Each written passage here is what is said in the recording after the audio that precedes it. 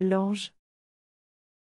Chaque fois qu'un bon enfant meurt, un ange de Dieu descend sur la terre, prend l'enfant mort dans ses bras, ouvre ses larges ailes, parcourt tous les lieux que l'enfant a aimés, et cueille une poignée de fleurs.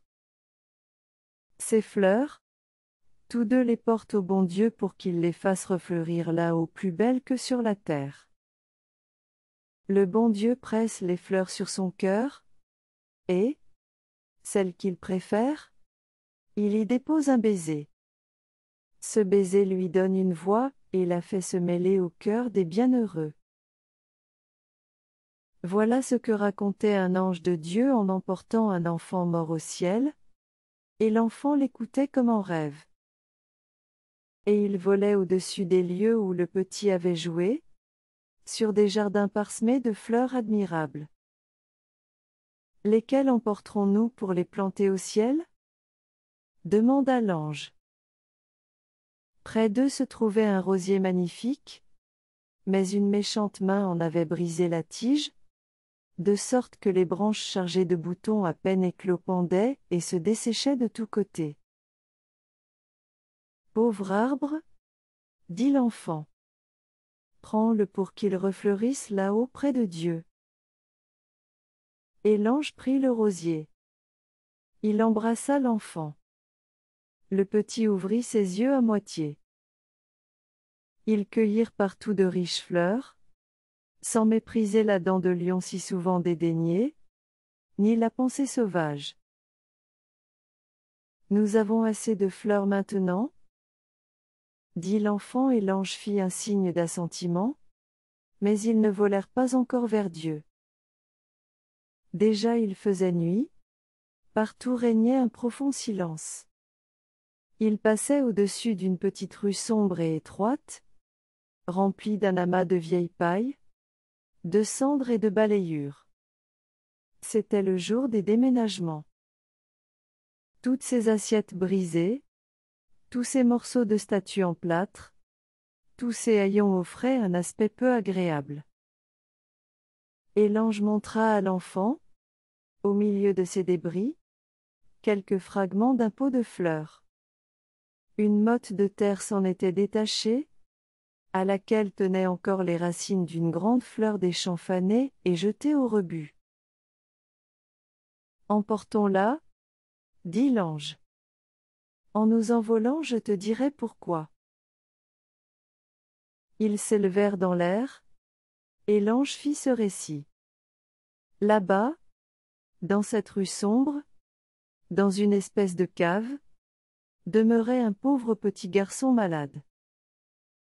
Dès sa plus tendre enfance, il était alité. Parfois, lorsqu'il se sentait mieux, il faisait le tour de la chambre à l'aide de béquilles, et c'était tout.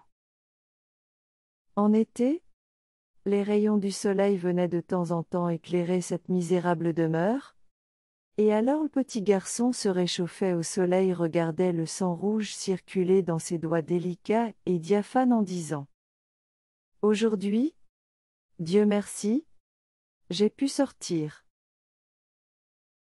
Il ne connaissait la magnifique verdure de la forêt que par une branche de hêtre que le fils du voisin lui avait apportée.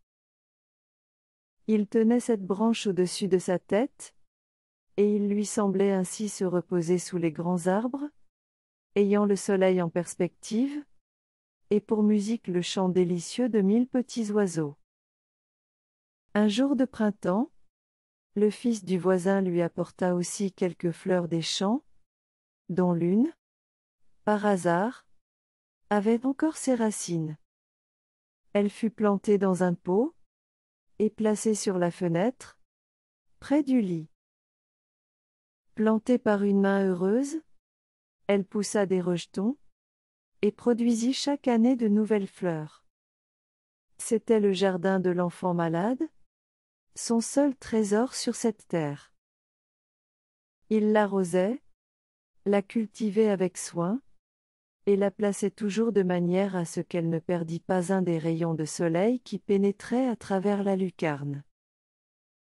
Aussi la fleur se développait et s'embellissait avec ses rêves. Elle fleurissait pour lui elle répandait son parfum, et prenait des airs coquets. Lorsque le bon Dieu rappela l'enfant à lui, il s'inclina vers elle avant de mourir. Il y a maintenant 1 année que l'enfant est chez Dieu, et il y a 1 année que la fleur est restée oubliée sur la fenêtre et s'est desséchée. Le jour du déménagement, on l'a jetée parmi les immondices de la rue, et c'est cette pauvre fleur fanée que nous avons recueillie dans notre bouquet, car elle a causé plus de joie que la plus riche fleur du jardin d'une reine. Moi? Mais comment sais-tu tout cela? Demanda l'enfant. Moi? Je le sais, répondit l'ange, parce que j'étais moi-même ce petit garçon malade qui marchait avec des béquilles. Je reconnais bien ma fleur. Et l'enfant, ouvrant tout à fait les yeux, regarda le visage éclatant et superbe de l'ange. Au même instant, ils entrèrent dans le ciel du Seigneur, où la joie et la félicité sont éternelles. Lorsque le bon Dieu eut pressé l'enfant mort sur son cœur, il poussa des ailes à l'enfant comme à l'autre ange, et se tenant par la main, tous deux s'envolèrent ensemble. Le bon Dieu serra aussi sur son cœur toutes les fleurs, mais il donna un baiser à la pauvre fleur des champs fanés, et aussitôt elle fut douée de la voix et chanta avec les anges qui flottent autour du Seigneur, formant des cercles jusqu'à l'infini, et tous également heureux. Oui, ils chantaient tous, grands et petits, le bon enfant béni, et la pauvre fleur des champs qui avait été jetée toute fanée parmi les ordures, dans la ruelle sombre et étroite.